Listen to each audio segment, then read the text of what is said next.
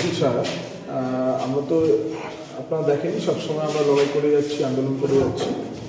তো এই ক্ষুদ্র ক্ষুদ্র সংগঠনগুলো আছে, অরাজনৈতিক তাদেরকে একসাথে নিয়ে আমরা একটা আজকে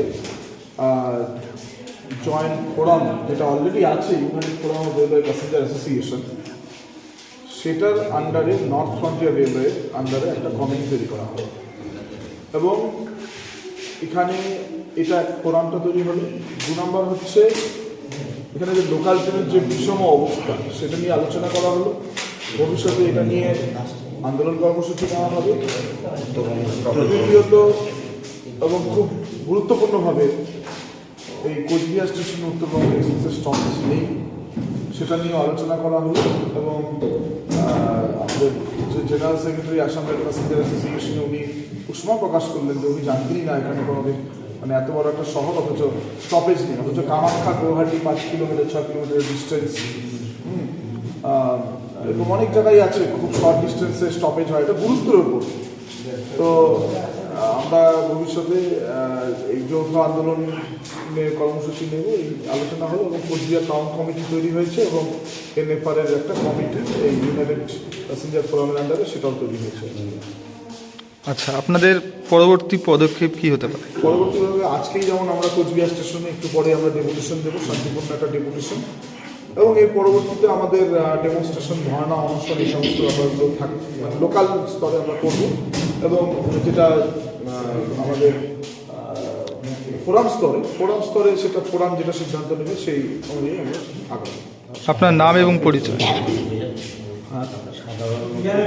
এবং সাধারণ লোককে আরো বেশি মানে আমাদের সংগঠনে আমরা আহ্বান করছি, সামিল করবো।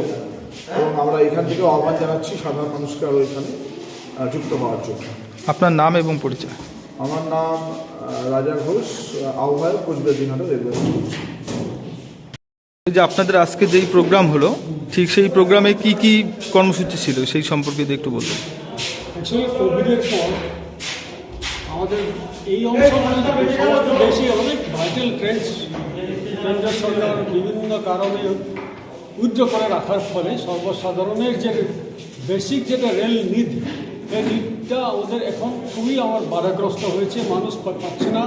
যদিও বন্দে ভারত অত্যন্ত এরকম কস্টলি বিলাসী ট্রেনগুলি হয়েছে, ওয়েলকাম, কিন্তু that should not have been at the cost of common people services, that is ordinary passenger trains and intercity express. আর স্টপেজতেও দেখেছি অনেক বৈষম্য এখানে হয়েছে। কোচবিহার এত বড় একটা সিটি, আর কোচবিহারের এই সিটির এরকম একটা সিটিতে উত্তরবঙ্গ দাঁড়ায় না। আজকে এখানে এসে আমি শুনে অবাক। তো আমাদের আজকে এইসবই আলোচনা, এইসবও ডিসকাশন হয়েছে এখানে। আর আমরা এই মঞ্চের তরফ থেকে এইখানকার যে সাংসদ আছে, বিধায়ক আছে, ওনাদের কাছে আমরা আবেদন জানাচ্ছি, প্লিজ পারসু দিস ভাইটাল ইস্যু। তো সাথে সাথে যেগুলি প্যাসেঞ্জার ট্রেনস আমরা হারিয়েছি সেগুলি যেন আমরা পেয়ে যাই। কারণ যে গাঁথনি ইনফ্রাস্ট্রাকচারের ব্যাপারে কেন্দ্র সরকার অনেক এখন পুঁজি এখানে দিয়েছে, কিন্তু কোথায় ট্রেন তো পায়নি। অমৃত ভারত বলে 2-1টা ট্রেন এত জকজক করলেই তো হবে না। তো মানুষের বেসিক নিড যেটা রেলওয়ে সার্ভিসের ক্ষেত্রে এখন পাচ্ছে না বলেই এইসব জিনিস এখন আগামী দিনে কীভাবে আমরা নিয়ে যাবো সরকারের কাছে, সেই ব্যাপারে আজকে ভালো একটা আলোচনা হয়েছে এবং কমিটি গঠন হয়েছে। আপনার নাম এবং পরিচয়? আমার দীপঙ্কর শর্মা, আসাম রেল যাত্রী সংস্থা, আসাম রেল প্যাসেঞ্জার সংস্থা, আমি জেনারেল সেক্রেটারি। যে আজকে আপনাদের এই প্রোগ্রাম সম্পর্কে কি বলবেন? আজকে আমাদের ইউনাইটেড ফোরাম থেকে আমাদের এনএফআর একটা ব্রাঞ্চ কমিটি হলো, সেই উপলক্ষে আজকে আমরা বিভিন্ন জায়গা থেকে আমরা সমবেত হয়েছি। পশ্চিমবঙ্গ তো বটেই, পশ্চিমবঙ্গের বাইরেও বিভিন্ন স্টেট থেকে বিভিন্ন প্রতিনিধিরা এসেছিলেন। এখানে বিভিন্ন সেকশনের বিভিন্ন যে সমস্যাগুলো আছে সেগুলো সম্বন্ধে আলোচনা হলো এবং আগামীতে কীভাবে তার সমাধান হতে পারে তারও একটা মোটামুটি রূপরেখা তৈরি হলো। তো আমরা আশা করছি এই যে প্ল্যাটফর্মটা যে আজকে হলো, এটা আগামীতে রেলযাত্রী স্বার্থ রক্ষা এটা খুব বড় একটা ভূমিকা নেবে। আপনার নাম এবং পরিচয়? আমার নাম প্রীতম ভৌমিক।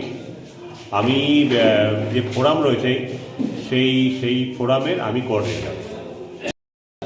আপনাদের পরবর্তী পদক্ষেপ কি হতে পারে? আমাদের আজকের কমিটি গঠন হওয়ার পর পরবর্তী পদক্ষেপ হচ্ছে যে উত্তরবঙ্গ এক্সপ্রেস ট্রেনটি আমাদের ইমিডিয়েট এই স্টেশনে দাঁড় করাতে হবে। কুচবিহার স্টেশনে এটা দীর্ঘদিনের দাবি এবং এই এলাকার যে খান দিয়ে প্যাসেঞ্জার ট্রেনের সংখ্যা কম, অবিলম্বে সেইখানে প্যাসেঞ্জার ট্রেনের সংখ্যা বাড়াতে হবে এবং এই এলাকার স্বার্থে যে সমস্ত কাজগুলো বাকি আছে সেই কাজগুলো আমাদের করতে হবে। এটাই আমাদের পদক্ষেপ যাওয়া।